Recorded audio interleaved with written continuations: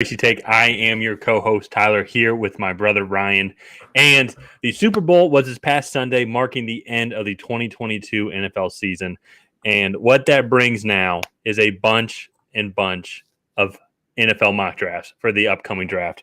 It is very exciting. That is what Ryan and I will be doing tonight. We thought it couldn't be a better way to kick off the off season for the entire league than to just let's just evaluate every single team. We've had Senior Bowls. We're now looking at game tapes for all the prospects coming up to the combine. It's going to be a lot of fun. We're going to go Ryan first, and then myself, and then we're going to have a little special segment at the end about the Houston Texans and what they should do with both their second and 12th overall pick. But before we get into that, Ryan and I, we want to say thank you to all of our new subscribers. We have amassed 100 so far since the end of the NFL regular season. That is about 100 in a month. That is a personal record for both Ryan and I and on this channel. So I want to say a huge shout out. If this is your first time here, hit that subscribe button so you can join our growing community.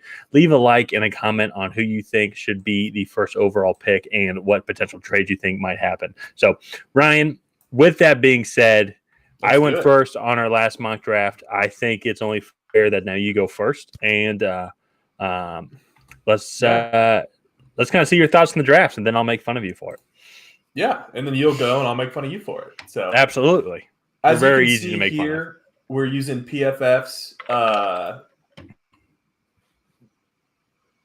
draft simulating tool. Yeah, sorry, I couldn't think of that word.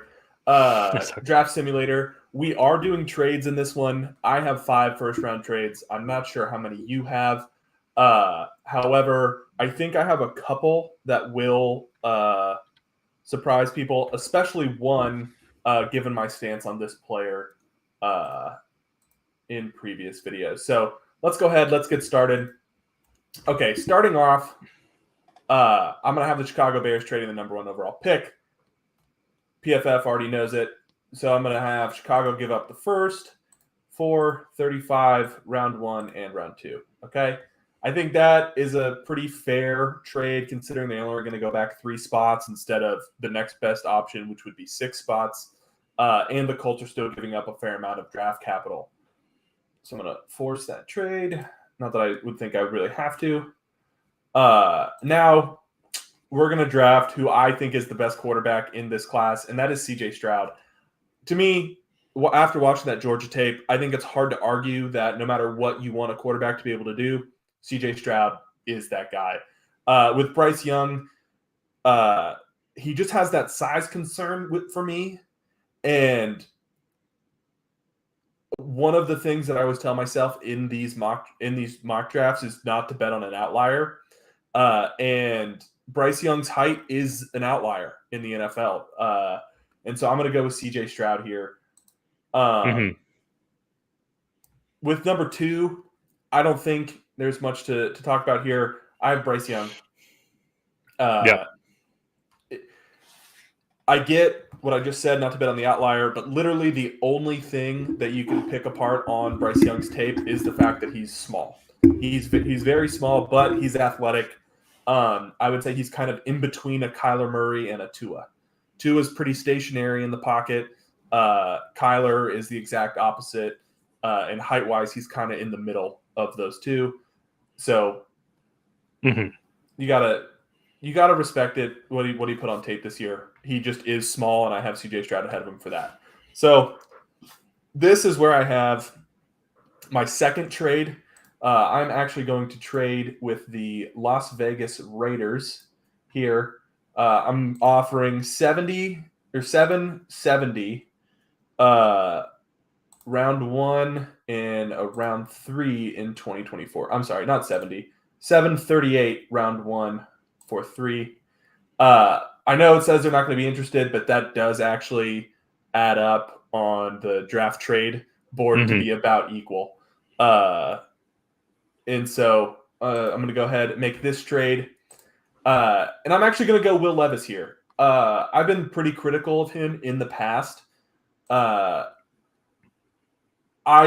just think he's very raw. However, I think if you look at his potential, he has Josh Allen abilities. Yeah. And, you know, I'm willing to bet on that, especially with a guy like Josh McDaniels, who is able to groom Jimmy Garoppolo, Mac Jones, and had a very successful run with Tom Brady. And so for me, I just think that is the way to go. They don't have to give up a ton to move up 4 spots. They may end up having to give up a little more to outbid Atlanta and Carolina.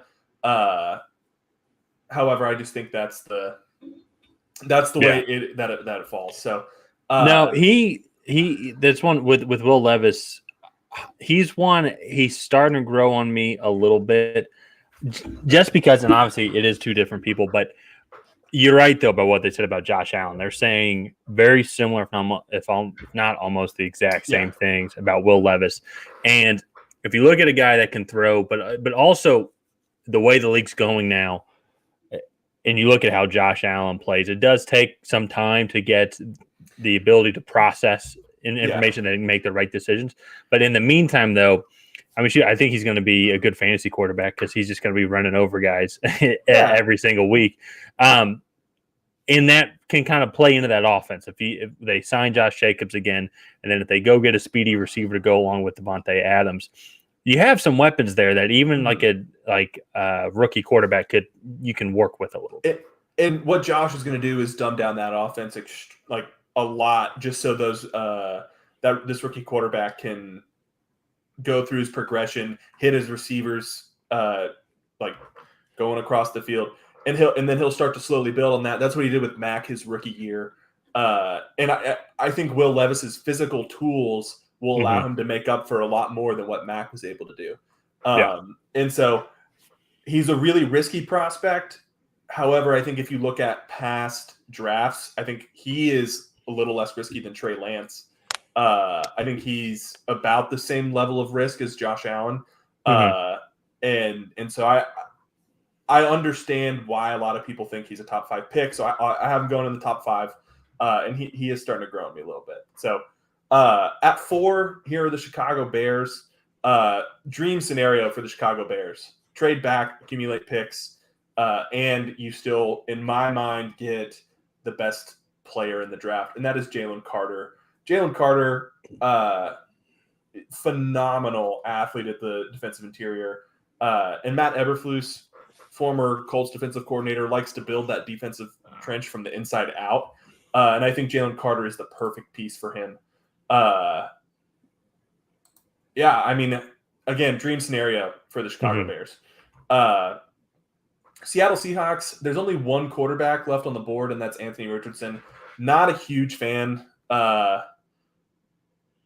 this early. I like him later on in the draft. I don't have them trading down, and I'm actually going to have them draft Will Anderson. Best edge rusher in the class. Just, I mean, not much else to say. Yeah. So if Will Anderson falls to 5, I think Pete Carroll will sprint to the ticket what's it called? I guess the ticket submitting or the pick selection table, I guess. Whatever. And so I like that.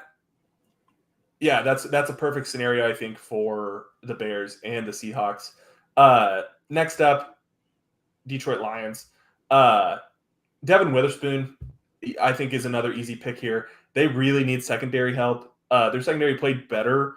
However, I think he's a really good complement to Jeff Okudah to play that other side. And if Jeff Okudah, I think he's going into his 4th year. And I think if Jeff Okudah decides to leave, they have a young prospect that can take over as a number 1 corner in Devin Witherspoon here. Yeah. So yeah. Arizona Cardinals picking at 7. They need a lot. Kyler Murray is going to be out for a large majority of the season. And I think Tyree Wilson, I know I'm just kind of going down the PFF board here right now, but that will change. Tyree Wilson, to me, perfect guy to replace J.J. Watt. His speed to power is really impressive, and yes, he's raw. However, what is the name of the coach they just got from Philadelphia? Not Shane. Is it Gooden? I don't remember. I'll look it up. Go ahead. But I think Tyree Wilson perfect fit for his system. He's a versatile defensive end. He can really play edge in a 3-4 and a 4-3, and he has the strength to succeed in both spots. And I think that's something that it could be really beneficial if you look at what Philadelphia tried to do last year. Yeah, it's Jonathan Gannon. Jonathan Gannon. Okay, yeah, that's right. We're going to draft him here. All right, up next are your Falcons. They need a lot. QB, wide receiver, edge, linebacker. I really think offensive line would be good here.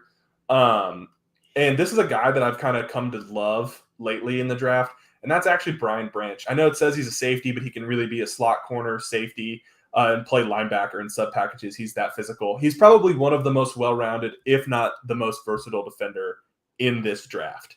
Yeah. And I really, really like him on tape. So yeah. Well, and that's based off what Terry Fontenot has talked about. Like, he just wants to go get the best football players available, most athletic guys, and put them on the field. And up there with Will Anderson, you can make an argument that he's one of the best prospects in this draft. Just the fact that he's a safety is kind of one of the reasons why he falls down some draft boards. Yeah, but he's a big safety, and he plays big too. And so he can play in the slot. He can play on tight ends. He can even, like I said, play linebacker in small packages. And so I think he'd be a really nice, versatile piece for that Falcons defense, especially as they try to rebuild it. Okay, so Panthers, again, they also need a lot. However, I am actually going to have Anthony Richardson coming off the board here. I think it's a little rich for Anthony Richardson.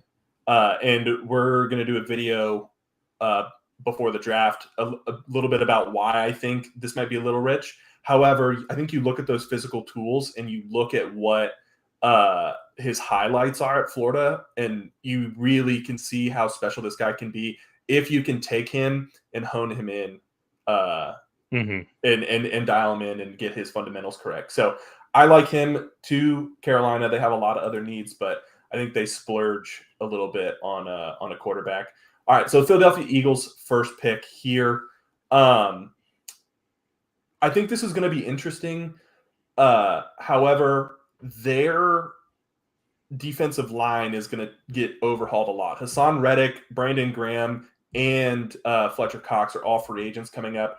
And Lucas Van Ness is a monster. I love his tape. He plays at all different positions for Iowa, and oh my gosh, it's so fun to watch him. Like, when you teach defensive ends to play, you can turn on Lucas Van Ness's tape and just be like, okay, you see how he gets leverage and then extends and converts his speed to power and pushes the tackle off of him, and then swims over with the arm to get to the quarterback. It's perfect. And I just think he's a really good fit, tough, physical pass and run defender on that defensive front. So I like him there. Up next, Tennessee Titans. In my opinion, their biggest need is solidifying that offensive line because nobody knows their quarterback situation going into 2023. And for me, the best offensive lineman on the board is Broderick Jones. When I watch him, I just see Trent Williams. Like, he same height, same weight, same athleticism. I think getting him in that system where he can use his strengths, literal and physical strength, in both pass protection and run blocking schemes, I just think he'll succeed there. He will get the coaching that he needs to be a future all-pro offensive tackle. Also, I think he's going to light up the combine and boost his draft stock. I look at him and I'm like, oh my gosh, there's so much potential. Like, Trent Williams is his ceiling. And that's the best tackle in the NFL. So, oh yeah, no, well, yeah. When you're compared to Trent Williams, it's never an insult. No, yeah. So,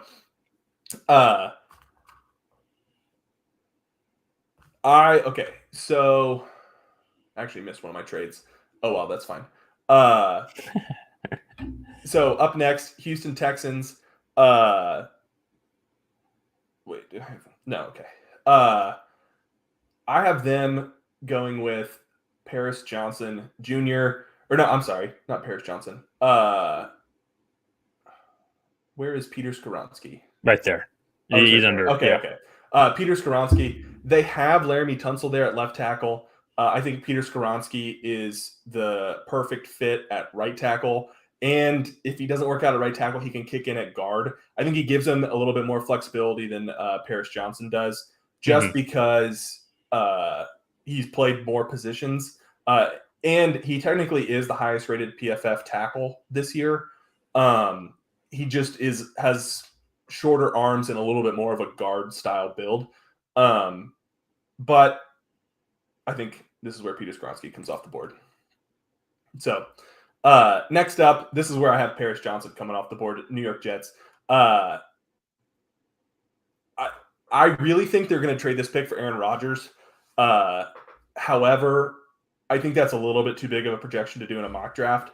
And to me, I look at that roster and left tackle. Mekhi Becton has now missed 2 seasons in a row with just injuries, and nobody knows what he's going to come back and be. And so I think grabbing the best true left tackle in this class, who is a plug and play starter at 13, is awesome for them.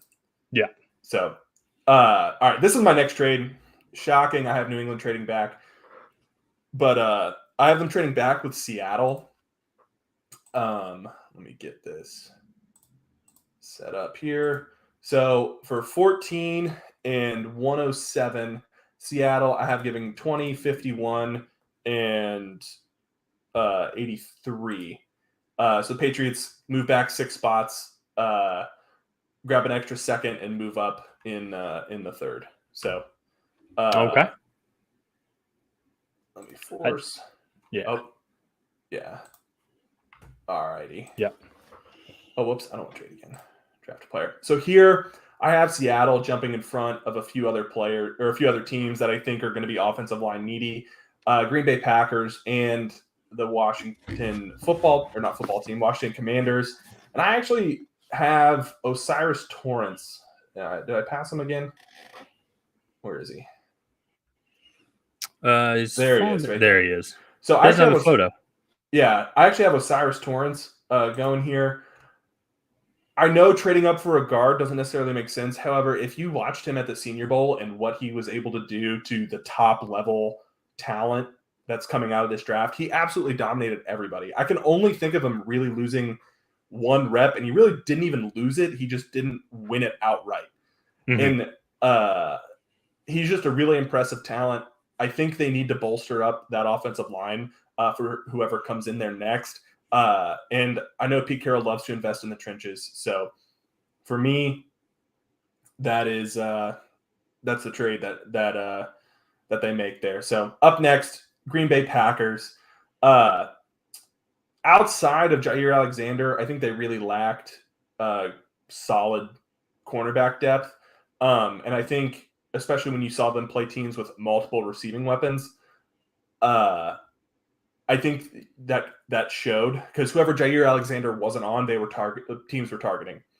And so I actually think Christian Gonzalez is a good mismatch for the Green Bay Packers. Really big, really physical, but he's also still a former almost, I think, All-American track athlete in the 200. And so I think he's a really good fit there. He plays physical on the outside, and he's definitely a good matchup against those like big, meaty receivers. So I have him going here. Okay, Washington Commanders, they need a lot. And I think this one might be a little bit of a stretch, but I think they really need to solidify the inside of that offensive line. And so I'm going to go way down here to John Michael Schmitz. Another guy at the Senior Bowl, absolutely dominated, right? Like about as dominant of an interior offensive lineman as you can be, especially as a center. And I think Washington, they have other things that they might need, but whoever's playing quarterback, I think, is really going to appreciate this pick. So I'm going to go with him here. 17, Pittsburgh Steelers.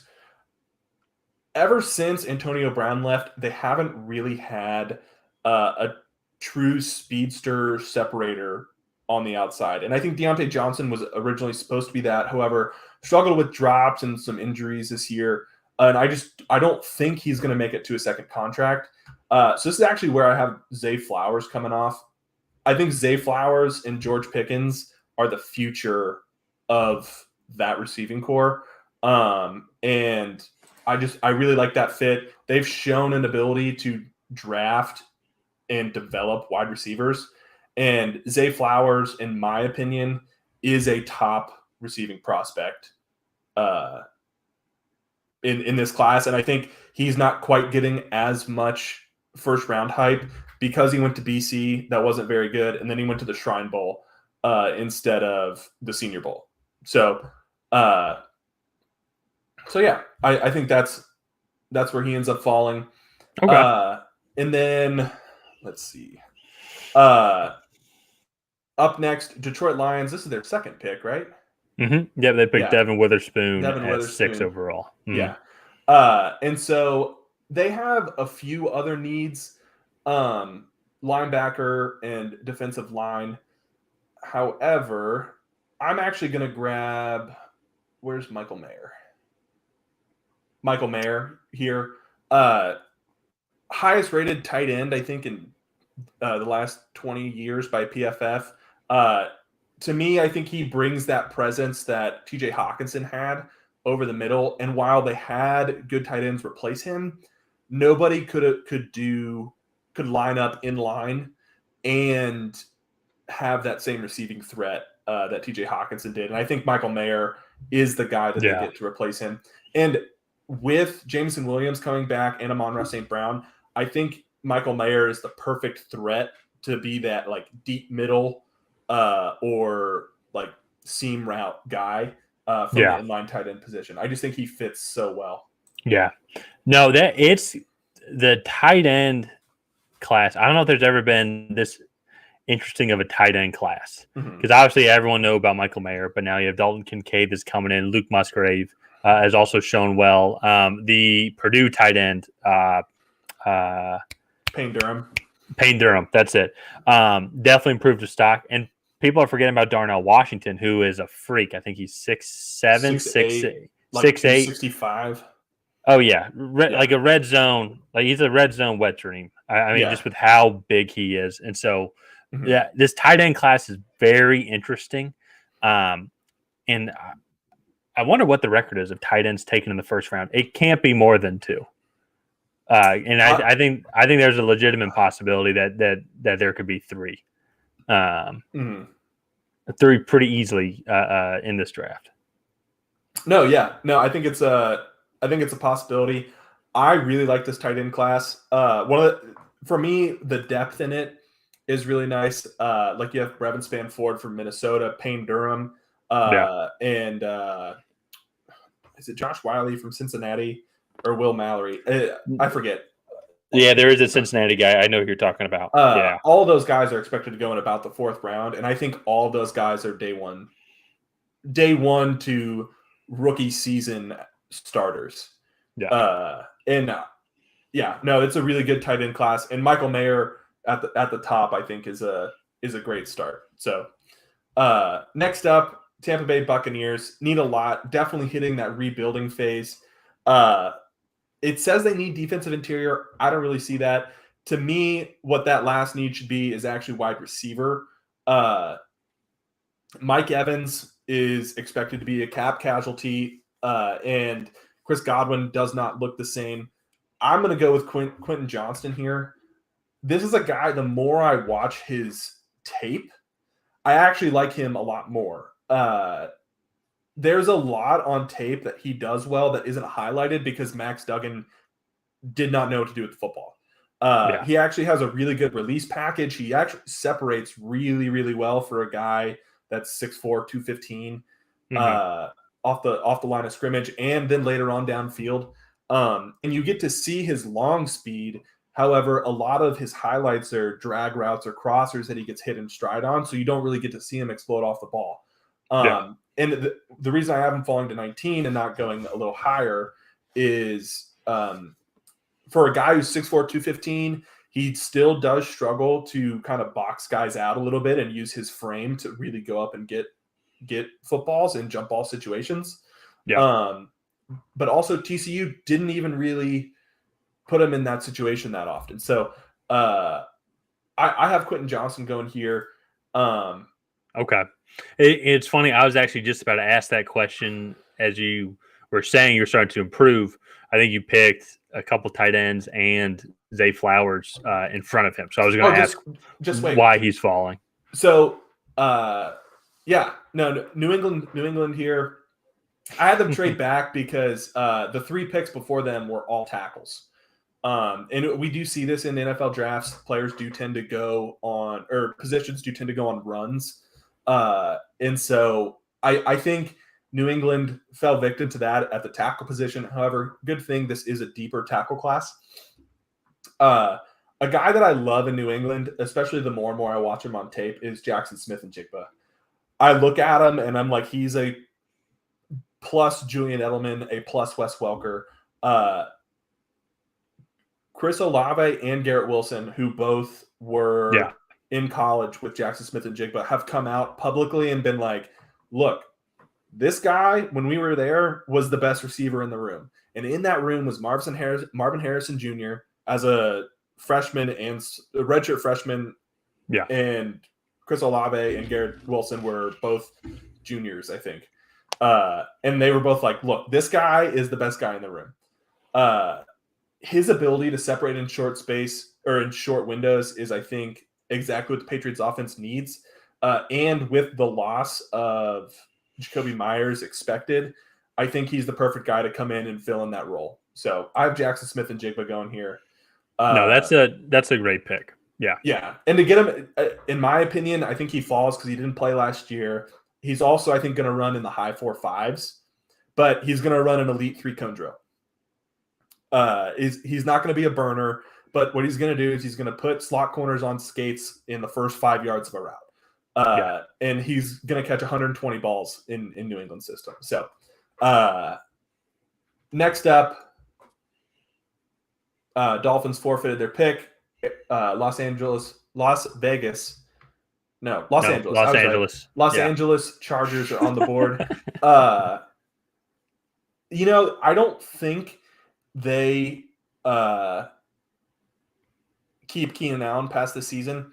And Jordan Addison, in my opinion, is the most polished route runner in this class. He plays that Keenan Allen position. He is a little bit small, which is, I think, why he falls. I think if he's 6'1", 195, he's a top 5 pick. He is that good. But he's 6 foot 170. And so I think he goes here to the Chargers. Mm-hmm.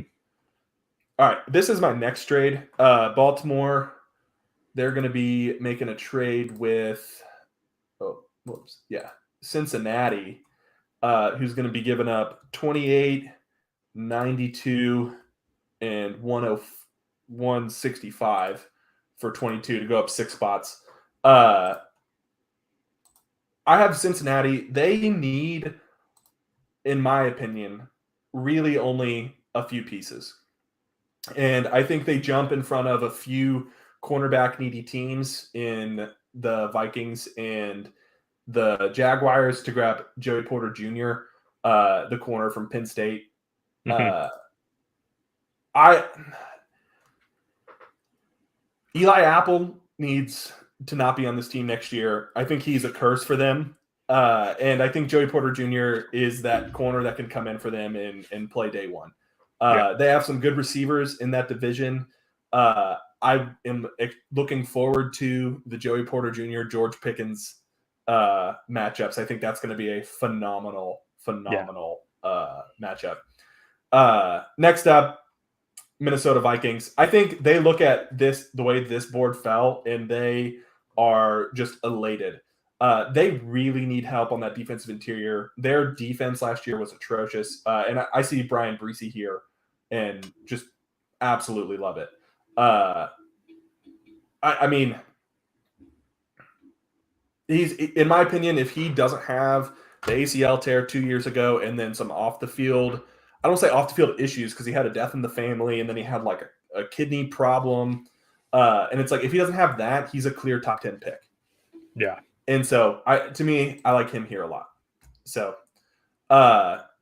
next up, Jacksonville Jaguars. Jawan Taylor is set to be a free agent, and I think he's going to leave. I want to say they franchise tagged him last year.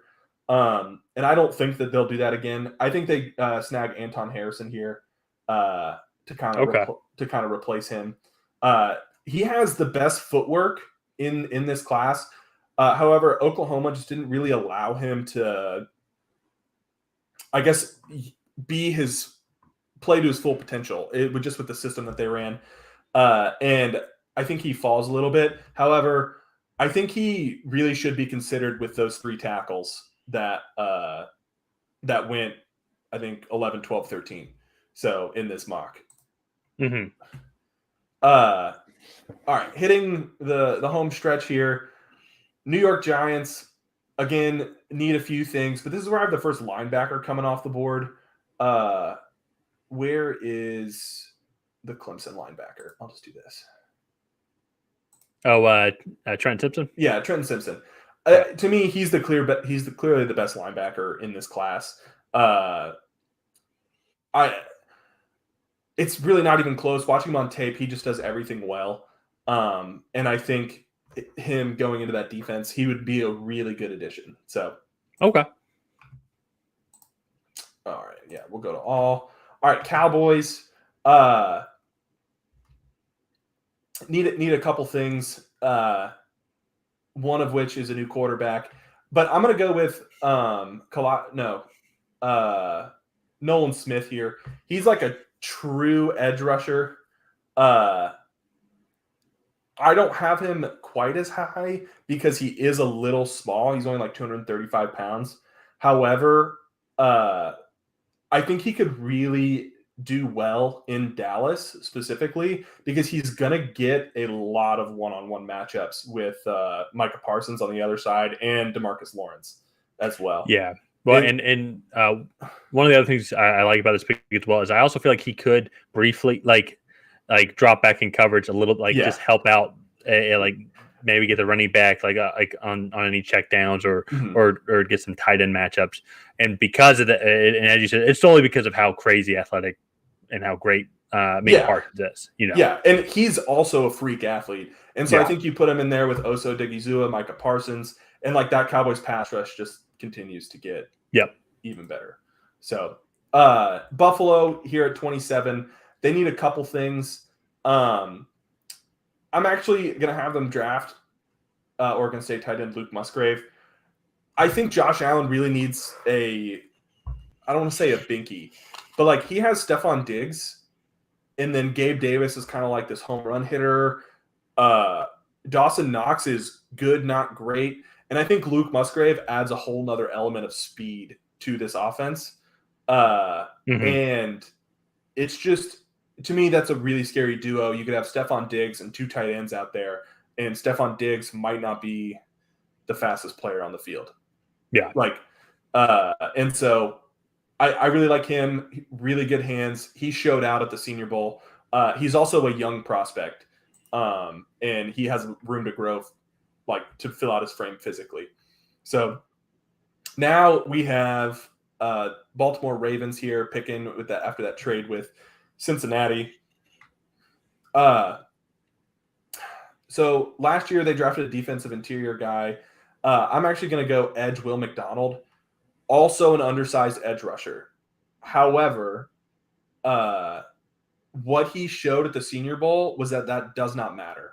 He was able to get past Darnell Wright, who is a top half the second round offensive tackle, as well as give DeJuan Jones and the rest of the offensive tackles there a huge problem on the edge. And for a guy that's 235, very similar to Nolan Smith, his speed to power is absolutely phenomenal. So I like him a lot there. Saints, I'm going to go with Kalijah Cansey. Very much kind of I don't want to say a projection pick, But he is undersized for the defensive interior. But I think the Saints are going to be losing a couple guys on the defensive interior. And he is. Go ahead. Sorry. I was going to say, and I think he's a good replacement for some of the guys that they might lose. He's one of the ones. He is so quick. Mm-hmm. He's like what 6 foot. He's only 6 feet for interior, but he's in 280. But I think he had 9 sacks. I'm trying to remember his stats from his. I think he had 9 stats, and I think him partnering up with another great interior line or defensive line like Cam Jordan on the Saints, I think would be a great fit. No, yeah, also, I think they're going to lose Marcus Davenport and one other guy whose name I'm forgetting. But I think he's just a good fit. He plays well against the run, and he's a good pass rusher. So I like him there a lot. So this one might be an unpopular opinion with Eagles fans. Who do they pick at 10? Lucas Van Ness. But one of the things that I really think that they could use is just like a guy with elite track speed just to really take the top off of defenses. And Tank Dell is that guy. It's again a little bit of a reach taking him this high. But to me, what Quez Watkins is for them, Tank Dell can do 10 times better. Yeah. And not only is he like elite track speed, he also is very elusive and hard to tackle. And in that system, I think he is going to have very little press man coverage. Wait, what? Oh, no, I'm just laughing on how crazy this offense would be. Oh, yeah. Well, this offense was already crazy, and then now it would just become even more insane. Well, but he already, I think, poses threats to defenses, but his biggest weakness is that he's 5'8", 165. Yeah. And the only way that he can really beat press is by just not allowing DBs to touch him. However, in this offense, he would be playing in the slot, right? Mm-hmm. And unless you're going to play cover 0 against the Philadelphia Eagles, which is not smart, like you have to play off on him. And at that point, it's flag football. Like people are just going to be running around. And to me, I look at that and that would be nuts. So, lastly, to close out the first round, one of the things that I think the Kansas City Chiefs could do is improve the running back rotation, because outside of Isaiah Pacheco, Jerick McKinnon, while good, is on the bad side of 30. And I look, Bijan Robinson is falling all the way down here. Mm-hmm. And I look at it and I'm like, okay, well, Isaiah Pacheco and a Bijan Robinson rotation would be phenomenal. Like that would just be insane. They could take other steps, maybe get more players in the secondary. However, they had 5 guys starting in the secondary for them that were either rookies or second-year players in the playoffs. And I think that they have invested enough in that. It kind of reminds me a little bit of the Clyde Edwards-Helaire pick. However, I think Bijan Robinson is a much, much better prospect than Clyde Edwards-Helaire was. He's a much more polished. Yeah. I think Clyde Edwards-Helaire, looking back on it, definitely benefited from that LSU team. Oh, 100%. And Bijan Robinson made Texas a team. And so, but no, man, that's a good draft. I like incorporating the trades. It's so fun. The trades throwing it's absolute wild card, because it's like, this trade makes sense, but then at the same time, it's like last year though, when those string of 5 receivers went off, you're like, okay, all these trades make sense. Even when we questioned the Saints and Chris Olave, it's like, well, he was one of the best receivers in the league last year. So it's like, okay, I guess it made sense. Yeah. The one trade I did miss was I had the Falcons actually trading back with Washington. And then I had Washington grabbing Anthony Richardson in front of the Panthers. But I actually kind of like the Brian Branch pick, maybe more than trading back. Because I think at 16, you guys are looking at, like, I don't say middling first-round prospects, but, like, well, you guys aren't getting a prospect as good as Brian Branch. Well, it would open up then to us getting whatever we felt like would best fit our need. Also, going back that far, going in the top 10, we would get a first round pick for next year. Yeah. So, and for me, then also you're looking at Washington, who was the one team that didn't make the playoffs out of the NFC East. You would kind of have to project a little bit, like we could have another top 10 pick. We could be in like a Seattle Detroit situation here, but that would be. I wouldn't hate it just because we would just get more picks, and that's just kind of where we're at right now. But in general, though, man, I like it a lot. There are a lot of picks that I liked, a lot of picks that I think were intriguing as well. Which one was it? There's the one. It's in of course, this is late, and so, but like New York going for Trent Sampson, Trent Simpson. I think they could have gone a different route there. I think they could have gone Luke Musgrave or maybe even Tank Dell, or there's some other receivers I think that they could have gone. Because at linebacker, once you get in that second, third round, there's going to be a lot of other linebacking options like Drew Sanders out of Arkansas, so Jack Campbell out of Iowa. So but that was the one thing. I guess I'm being super picky on it, but who knows though, man? Who knows? My thing is watching him on tape. He looks like a first round linebacker. Like, just he rushes the passer well. He plays against the run. He comes downhill very well. And then he's probably the smoothest linebacker in this class and dropping back in coverage. Because after him, you're really looking at like Jack Campbell, Dian Henley. Those are two very different players. But Jack Campbell is more of like a Sam. Like he's 6'4", 245. And Dian Henley is like the complete opposite of that. He's like 6'1", like 222. And then somewhere in the middle, you have Drew Sanders from Arkansas. However, he only really has 1 year on tape of him actually playing a middle linebacker position because he used to be an edge rusher at Alabama, where he was really a rotational player. And so I think you look Trenton Simpson, multi-year starter at Clemson, does everything you want well. And it's just like, okay, like he could be the leader of that defense one day. Yeah. No, absolutely. It's one of those things. This is one I'm curious. Like what's great about the Senior Bowl in that week was that we could see everyone go up against each other, and then it gives us more clarity. And so then when we go to the combine, it's like when we see Trent Simpson against all the other linebackers, like, oh, okay, yeah, this guy's clearly like if you want a linebacker, this is the guy. Like he's tier one linebacker, than the other guys are not. So, but other than that, though, man, I mean, you gave great reasons on people pick or like why there were selections where they were at, and so I mean, it's just fun doing these mock drafts. Yeah, I do notice. So, like, I have tackles go on a run here. I have wide receivers go on a run. Actually, not only tackles, but then you also have a guard. So you have 4 offensive linemen in a row. Yeah, actually, five out of 5 and 6 picks, picks. and then right after that, it's wide receiver, tight end, wide receiver, wide receiver, wide receiver. So, yeah. Oh, it's interesting. It's funny. I didn't even notice that as you were doing it. Yeah, it is amazing. I would say it is amazing. After Tyree Wilson, because those have been just whenever I've done mock drafts, those have been my consistent top 7 picks. Yeah. After that, it gets changes every single time. Like I just did one before we did this, and I didn't, and I like to just ad lib it. And I'm sure mine's going to be completely different than the one that I just did, just because you can justify these picks, like just in the moment.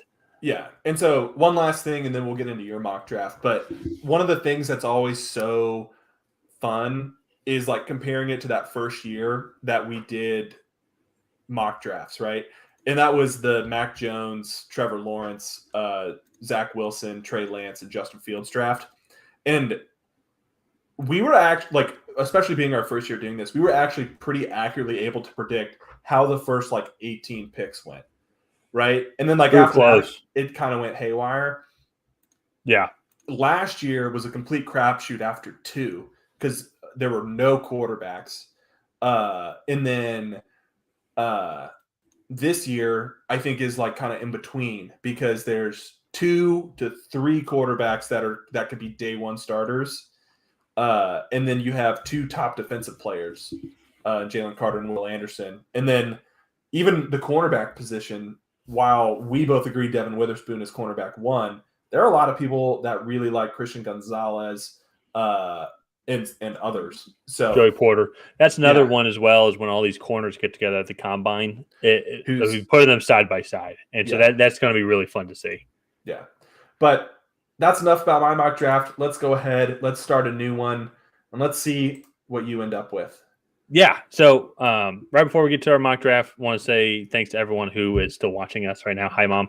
But be sure to hit that subscribe button if you haven't already, and also like this video and leave a comment on how you thought Ryan's draft went. And let's get into mine. So this is going to be fun. I did not write mine out. I just like doing them and then just kind of seeing how they go in the moment as I'm researching players. So, and I agree with you on how you went through your first pick. I think the Colts are going to trade up to the Bears. For me, and we're going to talk about this here in our next segment with the Texans, I think it's if they truly love one guy like Bryce Young, CJ Stroud, or Will Levis, or even Anthony Richardson, then maybe they make these trades. But I don't feel it's like they want to get into a bidding war and then trade off a future first-round pick. Yeah. If they like both guys, if we're content with both guys, and let's not even get into a bidding war. Or if it's something where they don't have to give up next year's first round pick, then maybe. So, with that being said, the more I look at it as of right now, I see a lot of positives in CJ Stroud and Will Levis. But as of right now, to look at the poise, the demeanor, and how this guy can lead a football team and just win games, being in Alabama, winning SEC championships with a lot of other bigger guys around him who are now playing in the NFL and taking those sacks and taking those hits. I still think Bryce Young is the number one guy. So I see the Colts trading up. It's going to be something similar to yours. I think they're going to have to throw in an extra pick because I think the Raiders are going to get in there. I think they're going to throw in a late pick in this draft. I think the 164 from Buffalo. But then the same as what you did, 1-2, 1-2 for next year. I think that is a fair compensation. I think Raiders are going to make a charge. But I don't know if the Bears are going to want to fall all the way back that far because they're going to want to get either Will Anderson or Jalen Carter. Well, we will find out who they take here in a second. So, but with that, I'm also doing it here. They're going to take CJ Stroud. Oh, sorry. Bryce Young. My bad. No, you're good. Yeah. I don't know why I said CJ Stroud. It's wrong on my board. But no, Bryce Young. I mean for them to take Bryce Young based off what I just said. Also, too, based off how the new head coach Shane Steichen, Philadelphia Eagles offensive coordinator, I think Bryce Young would fit perfectly into the type of system that he just had, especially with Jalen Hurts that's right there. I could also honestly see with what he has talked about and the type of quarterback, maybe even seeing Will Levis kind of fall into this spot as well as a big physical runner with a powerful arm. But that's prediction. I don't feel confident yet in that prediction. So, but moving on though now, Houston Texans are now going to take CJ Stroud. I got that all mixed up. Let me put Bryce Young on my board. But as I said, if you're the Texans, unless you truly love a guy, I don't know if I'd want to get into a bidding war mortgaging off my future. If maybe you think one guy's a little bit better, but if you still really like the other guy and you can deal with some of his faults and you can work with him, I think that DeMeco Ryans and this new coaching administration is going to really enjoy this. So I don't feel like the Cardinals are going to trade back unless there's an offer that they just can't refuse, especially if the Colts trade up to number one. Maybe the Panthers will trade with the Bears, but I don't know if the Bears are going to want to go back to 9. So here, the Cardinals are going to stay. I have them taking Will Anderson Jr. I believe that they're going to, replace J.J. Watt. As we've talked about on yours, we think he's one of the best prospects, if not the best prospect in this draft. So moving on though now to the 4th pick, still a dream scenario here for the Bears. They get Jalen Carter. They can build around this defensive interior. Not really too much else to say about that. I think it's kind of maybe just one of the more unoriginal opinions. And so sticking here though now, Seattle Seahawks with this first pick need this defensive line. Tyree Wilson right there is, I think, turning into a clear number 2 in the edge rushing department. And so potentially even a number 1. Well, I would love to see him go up against Will Anderson. Maybe they can bring some competition. So now the lines as well, the more and more I look at it, just the more and more I like Devin Witherspoon in this Lions system until we see the combine with all these other cornerbacks here. We're able to see them go head to head against one another. Who's more athletic? Who is able to fit better in which system or which type of system? Witherspoon is the clear number one for me. So for Las Vegas now, everything kind of fell into their laps perfectly kind of in this draft. They still have, I think, potential top tier quarterback available at number 7, Will Levis. It's going to be taken there. I am trying to get a little bit higher on him. I can absolutely see some of the concerns, but they say all the people who are outside the NFL, everyone in the media, say the exact same thing every single year about these quarterbacks. Sometimes they're right, sometimes they're wrong. If you just look at those physical traits, the arm, his size, how he just he's not afraid to bulldoze over a linebacker. It does remind me of Josh Allen, just as what you were saying in this last draft. I think the Raiders, are fortunate because that the Seahawks and the Lions like guys there, so they don't want to trade back that fit their system, and so they don't really want to then lose out on adding a guy that can compete day one. So the Raiders are able to get their potentially future franchise quarterback in Will Levis. So now here with the Falcons. At this point now, it's now a crapshoot, and so for me, a lot of potential options that they can go. I can honestly see them going offensive lineman here. Again, the first one off the board. But the one that really fits to me is A.J. Terrell is one of the best corners in the league. And I think giving him a running mate is going to go far for this defense, especially with the new defensive coordinator, Ryan Nielsen. I think Christian Gonzalez is going to be the guy. He is lanky. He is quick. He can play physical. I think that's going to go well alongside A.J. Terrell. I think they'll make a great duo. So now with Panthers on the clock here, once again, kind of unoriginal. They need a quarterback here. I think he's definitely a project. But now with the Frank Reich, he has been successful with younger quarterbacks. He was there when Carson Wentz first couple of years before he got injured in Philadelphia. And so now he obviously can't resurrect veteran quarterbacks. So let's see if he can do it with a younger quarterback here in Anthony Richardson. So now with the Eagles, a lot of different ways that they can go here. To me, this is a little bit of a projection. I think that there's going to be some retirements on this offensive line. And I think you want to get some guys that can move around on this offense who are very quick, very strong, and have very little flaws. And to me, when I see that and what I have seen, Peter Skoronski is very versatile and can move in and out of the guard positions, can play tackle, can do this very quick. And with the type of offense that they want to run, which is very run-heavy, RPO heavy, I think he's going to fit really well into that system. Yeah. No, so, I like that pick a lot. He can play everywhere on the offensive line, including tackle at an elite level. So I like that. That's a good one there. Yeah, and like even with yours, it's funny as you're going with it. I'm sure the last time I did a mock draft, I might have picked Paris Johnson. So it's like it's going to be so fun to watch over these next couple of months. What we hear from the teams, what we see that's on the field, and we're able to judge these guys because it's like these round 2, round 3 guys, we've been able to kind of weed them out because we've seen them compete against each other, like Tank Dell, who maybe we'll get into here in a little bit. But that's not foreshadowing at all. Up now with the Titans, and similar to the Falcons, the Titans need borderline everything, maybe outside of running back. But with that being said, they need to be able to protect that running back and make sure that running back has holes.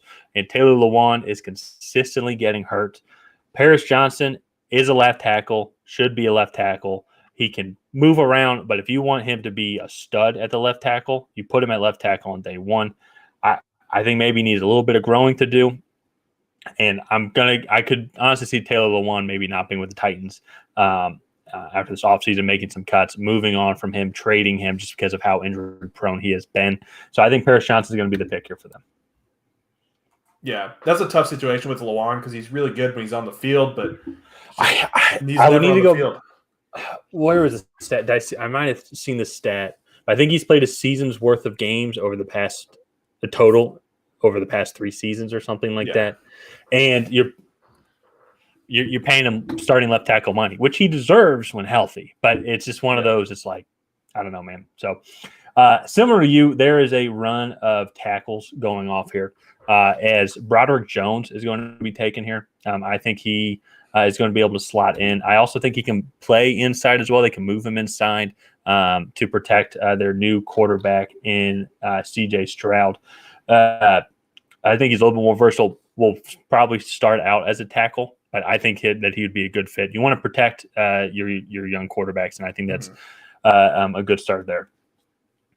So now with kind of everything going on, similar to you had these run of tackles, and I come to the Jets, and I don't know why. I think I just talked about him at the end of yours, but with how dominant Quinnen Williams is and how much attention he gets, I think Kalijah Cansey's size might be negated because he might be having some easier matchups, more one-on-one attention. And this dude's so quick. He had more sacks than Brian Breesy, and they played the same, like a very similar schedule in the ACC. He is super quick, and I think he can get back there and apply consistent pressure on the quarterback through the interior, just as how Quinnen Williams is going to be. I think he's a great it's a great yin and yang combination with the size of Quinnen Williams and then the quickness of Kalijah Cansey. This might be a little bit of a projection. I'm curious to see what Jets fans are going to think about this, but I have Kalijah Cansey going here at the Jets. I don't know why. It's just sticking in my head that I think that is going to be a good pick. Yeah, no, I mean, as a Patriots fan, I wouldn't like that. That pass rush is good enough. So yeah, so curious to see kind of how he does in the combine and everything. So here now is my next trade and my final trade, and it's always with the Patriots. But we talked about how great of an athlete that this guy is, and the Lions did this last year where they saw a guy that they wanted and they went to go get the trade. And I think that they're going to do something similar here. Brian Branch, as we talked about, just great athlete, and they're trying to bolster up this defense. And to only go up 5 spots, and potentially there's a couple of teams here that could take him, I think this is something that would be of interest for the Lions to go and do. I don't think they have to do too much. I think that they can do that Minnesota pick at 55 and then that Denver pick at 183, and then the Patriots can shuttle in a pick at 117. I think that would be comparable, would you say? I think this for 14, I think would be. You think that for 14 is good? Yeah. Okay. If you want them to throw it, we can do like 135 because that's a compensatory pick at the end of round 4. And maybe that would make it more fair. 107 or 117, I think, is a little too high. Okay. So. All right. Let's do that. I think that they would want that just extra pick because since they're giving them an extra pick. So, but anyways, all that being said, though, I think Brian Branch is going to fit perfectly into the system. As we've talked about, if he wasn't labeled a safety, he probably would be going much higher than this on the board. And maybe he will, just because he's a freak athlete. He, as you said, he can do nickel, he can do linebacker, he can play safety. He can cover everywhere in that secondary. And partnering him up with Devin Witherspoon as they're building up the secondary, as they're building up this young defense, which showed improvements, ironically, after they fired their secondary coach. I think that would be a great fit. Mm-hmm. So no, I like that. Now, sitting here at Green Bay, and I guess I haven't made this trade because I don't really know what the trade value would be, but I'm going to, as of now, definitely leaning towards Aaron Rodgers not being with the Packers, so that you're going to have Jordan Love. Christian Watson really started to come on strong, and then Romeo Doubs also started to play well towards the end of the season. They could go tight end here, but for me, they are probably going to lose both of their, I guess, designated slot receivers, Alan Lazard and Randall Cobb in the offseason. And to me, I think if it wasn't for maybe an injury, or maybe if this was the COVID year where we gave players the benefit of the doubt, Jackson Smith-Njigba would be a top 10 talent, would be considered up there because, as we've talked about, when he was there with Garrett Wilson and Chris Olave, 2 rookie receivers that had great years, they both said he's the better receiver. Mm-hmm. So for me, if you partner him up with his speed and then on the inside and the slot, and then Christian Watson's speed on the outside with the slot, I think you're going to set Jordan Love up for success. No, yeah. That, like, to me, he is, like I said, Julian Edelman plus, but like what Randall Cobb would be, he would be the much, much better version of that. Yeah. Younger, quicker. I just think because he did not play this year, I don't think we were able to fully appreciate or remember how freaking athletic and quick this guy is. Mm-hmm. So, and then you put him in a Matt LaFleur offense. Man, I don't know. If Jordan Love's the guy that they think he can be, that Green Bay team could be very scary next year. So, moving on though now, I think I'm at Washington football team, correct? They need inside help. And to me, why not go get the best inside, like true inside offensive lineman in this draft? Osiris Torrance. He dominated senior day. Was he the guy, did you say he only played for a day? I think. No, that was DeJuan Jones. That was DeJuan Jones. Okay, who's also a guy that really should be in the first round tackle conversation. But he's more of a true right tackle. Yeah. We can talk a little bit more about him later, but he only played right tackle because Paris Johnson was there. But he's also a little bit bigger and slower. So sorry, go ahead. Oh no, you're good. That's fine. That's good information. And so for me, I think Osiris Torrance, I think he's going to fit in really well. Brian Robinson had a good year, especially after he came back from his injury, and not really sure which direction the Commanders are going to go. I don't think that they know either, and I think having a bolstered up offensive line is going to help any young quarterback or veteran quarterback come into the league and be successful. Here with the Steelers, they are kind of like it's just a best player available mode right here because there's not a tackle for a long time that I think they could take. I mean, maybe they could take Anton Harrison, but that might be kind of a stretch. But for me here, I think that they're going to give TJ Watt a running mate. I think they're going to go with Lucas Van Ness here.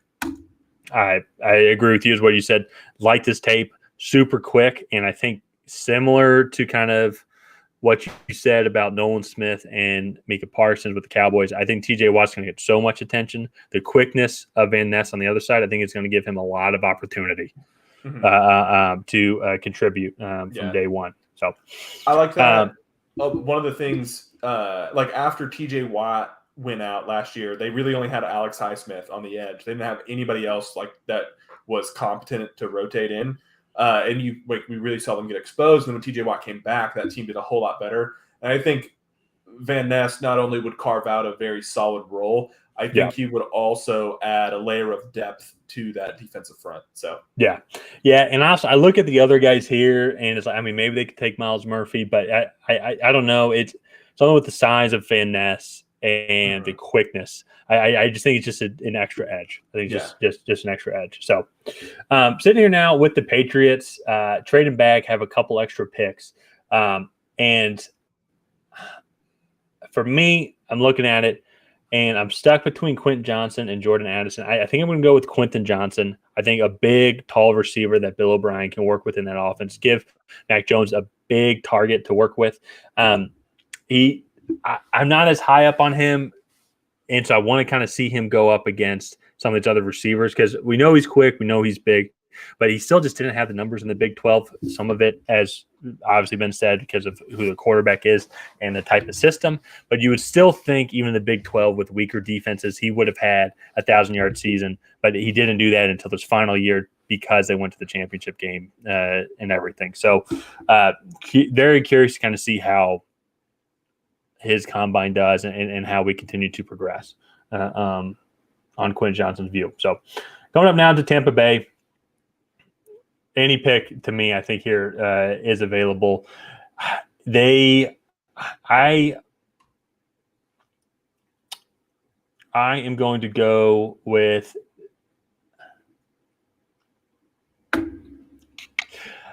I'm going to go Miles Murphy here. I think that they are just going to try and do the best player available. I think he might be one of the most athletic ones. I could maybe see them going receiver as well, but just feeling Miles Murphy in this pick. He's young. I think he's someone that they can build around on that defensive side. So now here with Seattle Seahawks on the clock, they did go with Tyree Wilson as the edge rusher with their 5th overall pick. I think they're going to keep adding to that interior line. They're going to add Brian Breesy. So similar, I think there's a lot of potential with Brian, but he's fallen just because of some question marks and some of his unknowns. I think that would be a good young combo, and then keep adding depth to that team. So going now with the Los Angeles Chargers, Mike Williams is on for a long-term contract. Keenan Allen only has 1 year left, might actually be cut. So I think they're going to be looking to add some receiver depth to continue that offense there, give Justin Herbert some weapons. I'm going to go with Zay Flowers here because I think Joshua Palmer is a bigger receiver, and I think he might turn into kind of a Y. But Zay Flowers, I think, can be a great slot receiver. Who is there? Mike Williams? No. They're slot receiver. DeAndre Carter. I don't remember. Off the top of my head. I'm pretty sure, yeah. And so he is he's a good receiver. I think he can have some competition. And Zay Flowers, I think, is just that much quicker. So, but coming up now to the Baltimore Ravens, Jordan Addison sitting right there, as we talked about, polished route runner. They need receiver help in general. You can't just throw to Mark Andrews every single time. So whether it's Lamar Jackson throwing the ball or if it's Tyler Huntley, he's going to need some young, quick receivers and good route running receivers to throw to. So now with the Minnesota Vikings, they worked out really well for them. They have a lot of edge rushers that are available here. But corner, I think, to me, is going to be the route that they go here. Joey Porter Jr. sitting here. I'm going to take him over Deonte Banks. If you look both in the Big Ten, and Joey Porter had much better stats compared to Deonte Banks. I think there's a lot of potential for Deonte Banks, but that being said, I just think that Joey Porter is just a much better, more polished product at the moment. So coming up here to Jacksonville Jaguars, they're picking 24th overall. Evan Ingram signed a 1-year deal, $9 million, made it absolutely worth it. He's going to want something similar. And to me, when you look at this tight end class, you can get probably a lot more consistent product for a longer time for a lot less money. And to me, when I kind of look into that system, I look at Dalton Kincaid.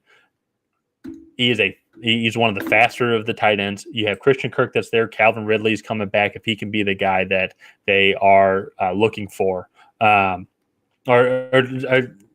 he can be the guy that he was, he'd be a great compliment on the other side. Then you have a speedy tight end receiver that can be going up the middle. I think it could really open up that offense, and it could be very exciting to watch this Jacksonville offense work next season. So now with the New York Giants here, they also need to tie weapons, and they were able to do a lot with journeyman veteran receivers who are very quick. Wan'Dale Robinson is going to be coming back as well.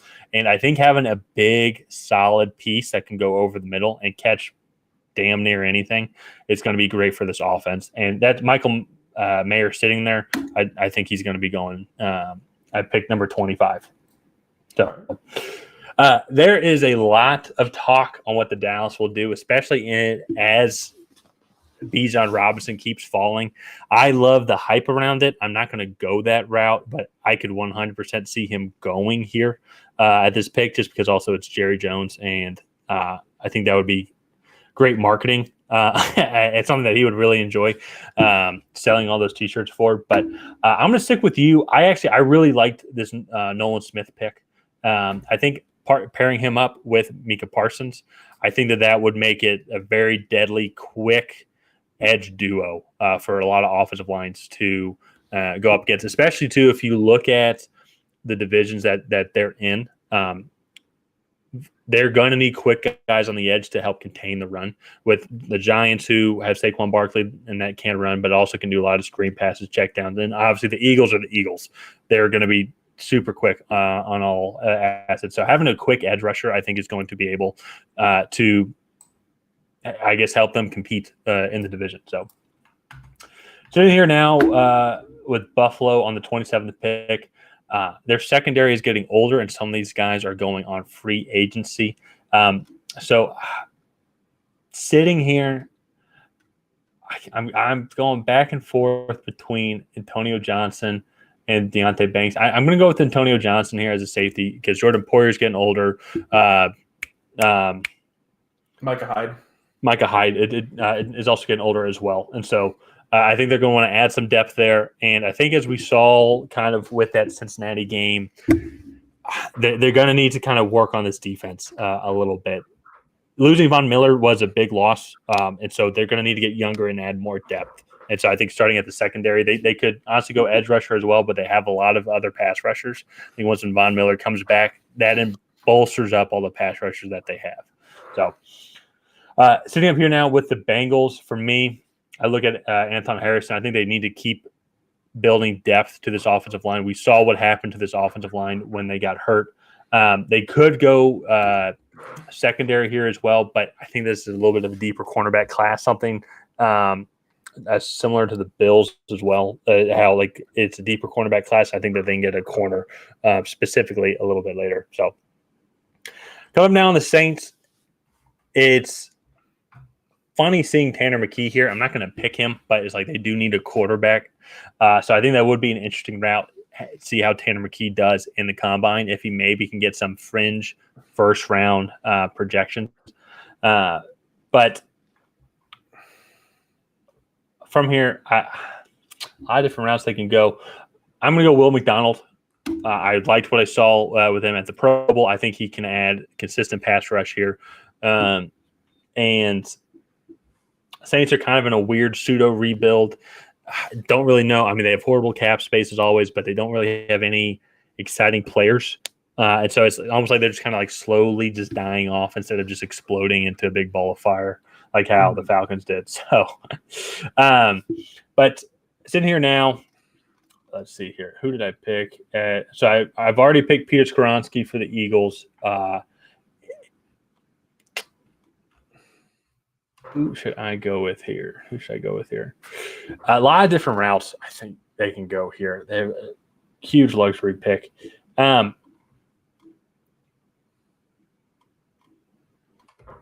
gonna go Maisie Smith. Fletcher Cox is getting older. And I think he's a free agent.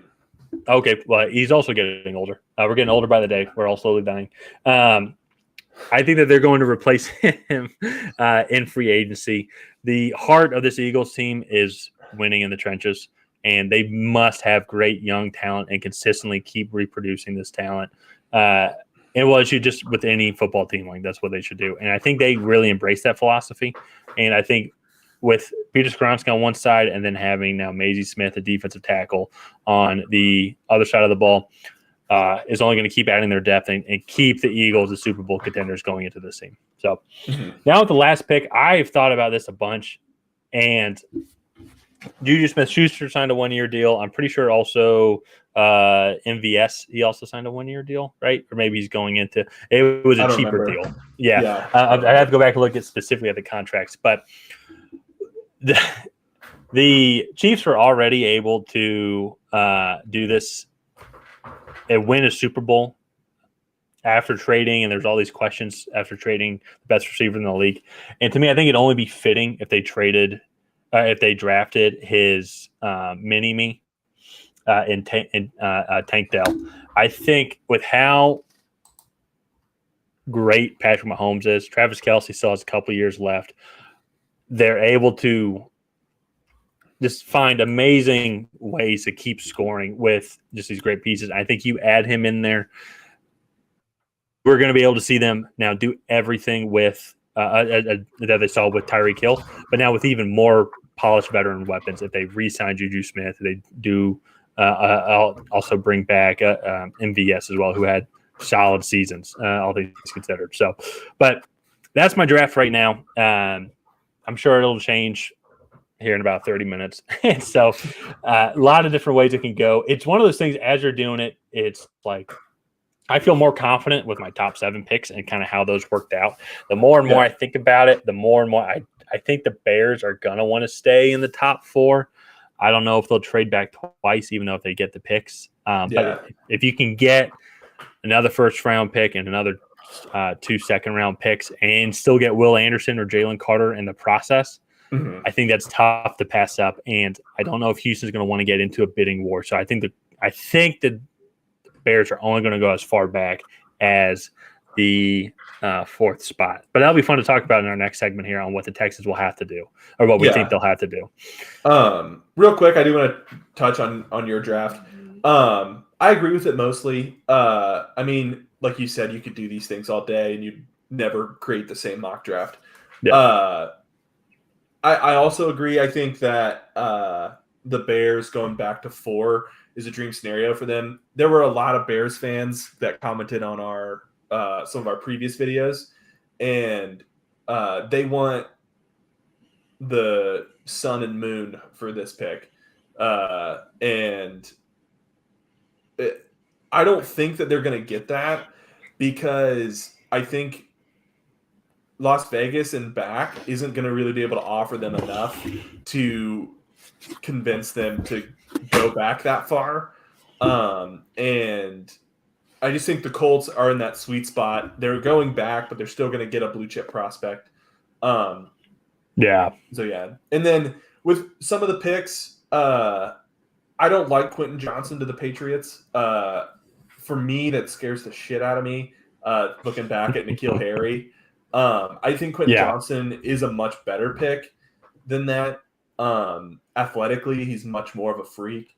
However, I think Jordan Addison or Zay Flowers are better fits for that system. If Bill O'Brien installs the same system, which we aren't quite sure of yet. No, that's a fair point. Yeah, and that's where it's going to be fun in a couple of weeks here when they all go to the combine at the it's March 3rd, right? March 3rd through the 6th, I think. Yeah. So we'll be able to, as we said, like put those guys side by side. And I've seen some mocks where Quentin Johnson falls to the 2nd round. I've seen some where he gets taken close to the top 10 and he's the first receiver off the board. There's no one really knows where he fits because he has all these attributes, but at the same time, if you look at his stats throughout his career at TCU, yes, quarterback plays huge on who you're throwing the ball. That the Senior Bowl proves it. But still, though, you would think against weaker defenses he would have had better performances. No, yeah, and that's where some of that is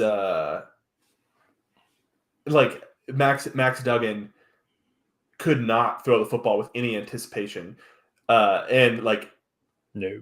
There were at least 4 or 5 reps a game where Quentin Johnson would just he would be in press man and would absolutely roast the corner off the line, and he would stack them really well. But then it's like nobody knows how he's going to fare in an offense that will actually be able to get him the ball on time. Like in some of his tape, while it's very promising, is also concerning because he's a 6'4" receiver that doesn't play like he's 6'4". Well, it's funny you say that because it sounds, I mean, nothing against Max Duggan, but now it sounds like in this situation, he would go to the quarterback that was considered the smartest and brightest of the quarterbacks in that draft that he was taken to. So it could work out. It could be something great. It's funny, and the more we talk about it, it's like, how did TCU make it to the national championship game? It's like, It's not like their defense was that spectacular either. Running the ball, I guess. The dominant Big 12 conference, and so, but no, and I agree. And there's some things even as I'm going through it, and it's funny too. And this is where it's like, and I can see why teams do trade up to just go get their guy, because then, especially when I get into the mid 20s and late 20s, I'm sitting there and it's like, I don't really like. Not that I dislike these guys, but it's like I just don't see them as 1st round picks. Now you're picking late, but it's like I can see why maybe the Bengals, as you did, like would trade up to Baltimore. Like, let's go get a guy. Like let's go get the guy we truly like, and like we'll go give up a couple picks. Yeah, and that's so like another thing too that I feel like people when they see the draft, they don't necessarily think about this. However, when teams are evaluating their draft, they're also evaluating how many roster spots they have. So, like, one of the reasons in your New England trade back with what was that, Detroit? I threw in what was that, like 165 or something, or no, 135. And that to me is that, like, that's thrown in one to make the trade more even on the point scale. But also that would give New England like 12 picks in this, or no, that would have given New England 13 total picks in this draft. They have 11 already. And that keeps them at 12. And like when you start to look at it, New England doesn't have room for 12 guys on their roster. And so you don't just want to like throw away picks, but I think there's a lot that goes into the draft. I'm excited to keep doing these. A little sneak peek here. We are talking about doing a full 7-round mock draft, doing picks for every single team. That would probably come mid-March in about a month. But I think that would be really fun to do. And like we could break down prospects all the way to pick like 260. I think it's 262, I think is the last pick, or maybe 261. 262. Yeah. So I So think that would be fun. We do have one other topic. I'm going to end my screen share here. Yeah. Now, if you haven't already, let's see. My camera frozen here. Yeah, there it is. Okay, I was wanting to see. If you haven't already, hit that subscribe button and like this video and leave a comment on what you thought on my draft, and also what we're going to be talking about here in a second on what the Houston Texans should do with not only just their first pick of the first round, but also their second pick of the first round, where they're picking 12th overall. And it's kind of a continued series, I think, that we've been doing, that we've found success in, that a lot of people find interesting. And I guess just kind of start out with, I think the Texans, they're kind of in a luxury spot because you have 2 first-round picks. Yeah. You obviously need a quarterback. You're going to get, at minimum, the second best quarterback in the draft. Yeah. But at the same time, though, the thought is do you want to give up a first round, next year's first round pick to go up one spot? You go up one spot. And now, do they still have the Browns? They have another Browns pick for next year, correct? I think so. I think they gave up 3 first-round picks. Okay. Yeah, because last year, this year, and next year. I know they did give up 3 first-round picks because that's what kind of the projection is for Lamar Jackson, and because he wants something similar. Yeah. So that actually then brings up then an interesting debate is, like, if you really like a guy and you want to get into a bidding war, you have something that the Colts don't have, which is that, I mean, we have another 2 first-round picks next year. So, like, if we just want to give one away, like, we don't care. We can throw in that and then throw in, like, maybe a second or third round for this year and be like, hey, we'll give you the highest pick of next year's draft. So then you're getting then the best pick. But even then, though, to think where the Texans are at, they're in full rebuild mode, evaluating every position. I would say maybe left tackle they don't need with Larry Tunsil. You could get some running back depth, but you're kind of good there. You can get running back depth very late into the draft. So it's a very interesting spot. Unlike the Colts, who personally I think, I mean, yes, they can have some improvement. That defense is solid if it comes back and they can play nearly as well as they did this year. Outside of a few outlier games, we all know Minnesota and then the Dallas fourth quarter. Overall, they actually played decently well. Held both the Chiefs and the Eagles offense, I think, to less than 20 points in both of their games. And they beat the Chiefs. And they beat the Chiefs. And they have actually some decent offensive weapons with Jonathan Taylor, Michael Pittman, and I think Alec Pierce. Yeah. So they are kind of more closer to a quarterback away from being a contender. So they can be more aggressive. The Texans, do you want to get into a bidding war? Do you think they should give up a first-round pick for next year to move up one spot? No. To me, I think if you are the Texans, you look at Chicago and you're like, hey, I have the number 2 pick, right? Like, this is what we're thinking. We want quarterback prospect, insert name, right? We don't want Indianapolis to get them. So we're willing to give you the second pick and our second pick 33. Or, it would be 33. And it's like, we'll give you that, and then you will give us the quarterback prospect that we want. We have another first-round pick, so it doesn't really hurt us. And it's like, and then if you want to trade back with Indianapolis, they can get quarterback prospect B. And to me, I think that's the pitch. And then it's like, so not only then do the Bears get 2 and 33, then they could also trade back with the Colts, possibly get another first rounder next year. Going from 2 to 4 versus 1 to 4, I don't think they're going to get nearly as much. But that's the bidding war I think the Colts and the Texans will get into. In my opinion, as far as what that prospect is worth, I think is how much they like either Bryce Young or CJ Stroud more. And that, again, is for scouts to evaluate how much better do you think Bryce Young is than CJ Stroud or vice versa. Do you not like either of them? Are you a Will Levis fan? Because that plays a big role in all of this. And so I think there's a lot that these talent evaluators have to do. I think it's going to be really interesting to see how this all plays out. Yeah, it's a lot of I love poker, and it's going to be a lot of table reading. It's going to be a lot of reading. Like what is the Texas front office thinking about after, I think it was today or yesterday, when Jim Irsay is like, oh yeah, that Alabama kid, he's pretty good. He's pretty good. It's like, is he just trying to play the game? Do they not really like him? Do they actually like Stroud more? Do they like Levis more? Are they trying to lower the price down or maybe bring the price up, to where it entice us into that first round pick?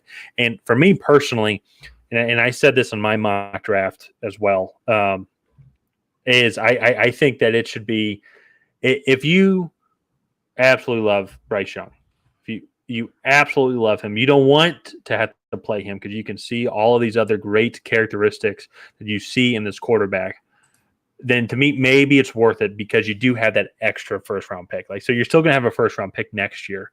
And to me, I also think one thing to consider is, and what's even interesting of it now is maybe there's some question marks about these quarterbacks here where you're like, maybe I don't know if I want to give up my first round pick. And another interesting thing to think about is next year's quarterback class is supposed to be really good. Caleb Williams, Drake May, Quinn Ewers. You have an older quarterback, Michael Penix, who, if healthy, I think he could potentially make a run. So he'd be something similar to Hendon Hooker. And then you also have a lot of other guys that could potentially make a huge leap. KJ Jefferson with Arkansas, Cameron Akers with Washington State as well as another guy. Probably later round. I'm stretching now, but there's still a lot of other names. A lot more quarterback-friendly draft next year. Do you maybe want to be like, hey, what if we fall in love with Will Anderson? We just roll with what we got. And so then when we draft a quarterback next year, our team is perfect for that. Our team is perfect our team is now perfectly set up for this rookie quarterback to come in. In my opinion, if that is your philosophy, you trade back. You give that to that second pick to a Las Vegas. It's like, hey, we love CJ Stroud. Or we love this, we love Bryce Young, we love Will Levis, and to me, if that's the route that they take, I'm not sure. I don't think that's the route they're going to take, because I think if you look at that roster and you look at where the coaching staff that they just hired is, it's like, okay, well, Davis Mills, I don't think is the guy. And we have an opportunity to go out and get a blue chip quarterback prospect. I don't think you wait until next year if you're that coaching staff, because I think you get your guy. I think you start developing him and getting him in your system.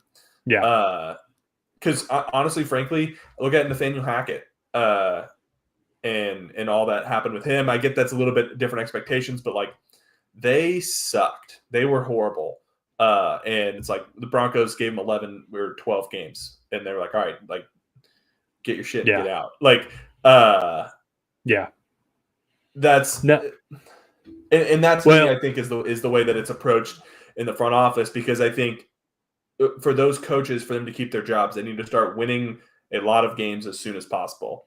or you can have it like he's a rookie quarterback. He's getting used to the league, getting Yeah. used to the system and to the speed of the game, and that's fair, and that's a good point. I think it's an interesting talking point to talk about, like if they go receiver or not receiver, like don't go quarterback with that second pick, because of how many picks they have next year, and if they get into a bidding war, but they don't like whoever is the second quarterback.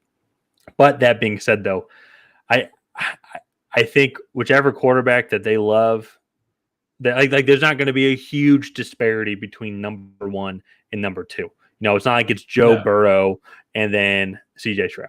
You know what I mean? Where there's a clear difference. Be like, no, we really want this guy. There are a lot of doubts with CJ Stroud. There's a lot of doubts with Bryce Young. And Will Levis. Definitely a lot of doubts with Anthony Richardson also.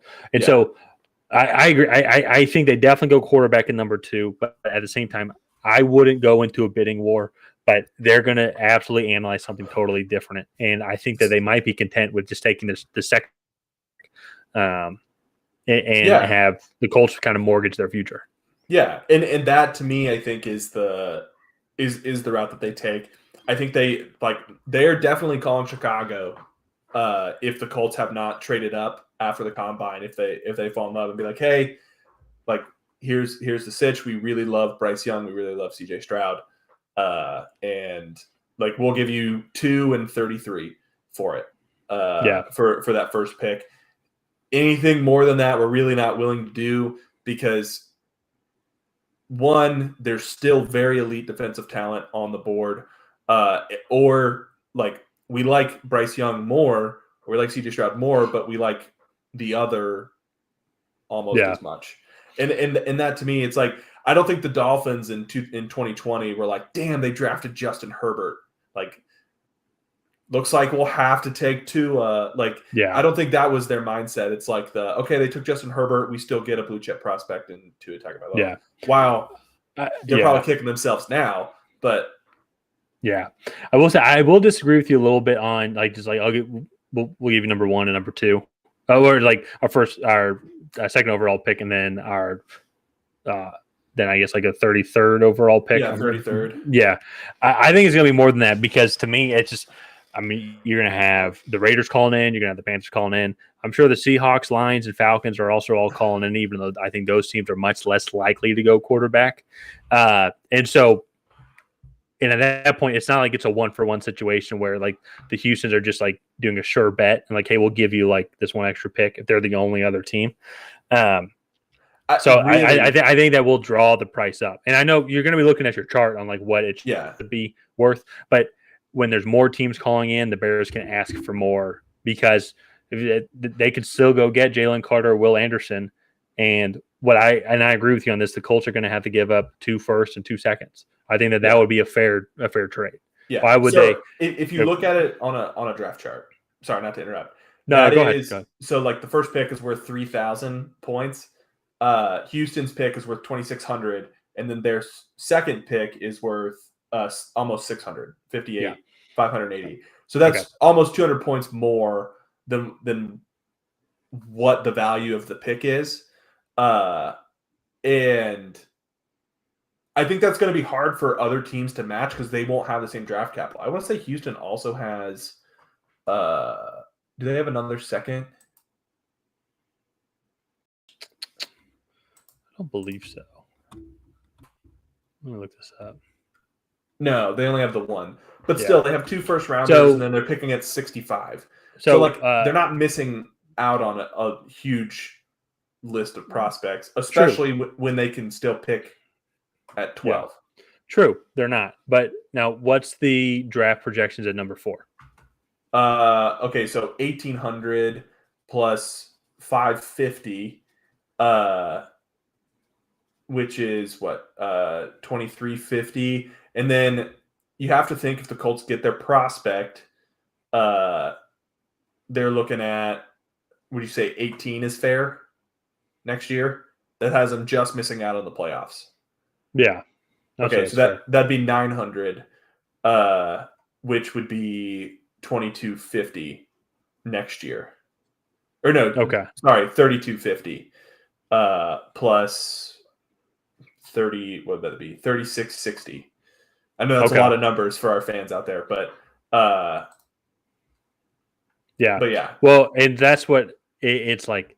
If I'm the Bears, I get 2 first-round picks next year, and then a second at minimum, then a second this year as well. So, and I still got to go get Jalen Carter, Will Anderson, who I'm going to guess is I'm fine with. Or shoot, let's even say the Cardinals take Will Anderson, and like they don't like Jalen Carter as much. Tyree Wilson's still there, who they love, who I think could be another legit edge. So, and that's where I think for the Texans, if they really want to get up to that first round pick, it's going to be more than just that. So let's go ahead.